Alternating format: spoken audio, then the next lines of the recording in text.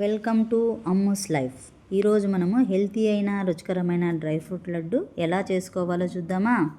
First stove పై pan పెట్టి 2 table spoon గీ వేసుకోవాలి. Stove medium ఫ్లేమ్లో పెట్టుకొని 1 కప్పు చిన్నగా కట్ చేసుకున్న బాదం వేసి దూరగా వేయించుకోవాలి. నెక్స్ట్ 2 టేబుల్ స్పూన్ గీ వేసి 1 కప్పు చిన్నగా కట్ చేసిన గోడంబి వేసుకొని దూరగా వేయించుకోవాలి. ఇలాగే ప్రతిసారి గీ వేసి వేయించుకోవాలి.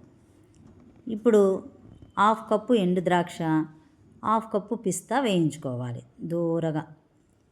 ఇలా అన్నీ దూరగా వేయించుకోవాలి. 2 spoons pumpkin seeds, 2 spoons water melon seeds, 2 spoons sunflower seeds దూరగా వేయించుకోవాలి. నెక్స్ట్ 1 స్పూన్ గసగసాలు, 1 స్పూన్ తెల్ల నువ్వులు దూరగా వేయించుకోవాలి. ఇలా లైట్గా వేయించుకోవాలి. ఈసారి గీ ఎక్కువగా వేసుకొని 2 కప్పుల ఖర్జూరాన్ని మిక్సీకి వేసుకొని ఇందులో వేయాలి. ఇది కూడా లైట్గా ఫ్రై చేసుకోవాలి. ఇప్పుడు ఇదంతా కలిపి చల్లారాక, అంటే చేతికి వేడి తగిలేటట్లు చిన్న చిన్న లడ్డూలుగా చేసుకోవాలి.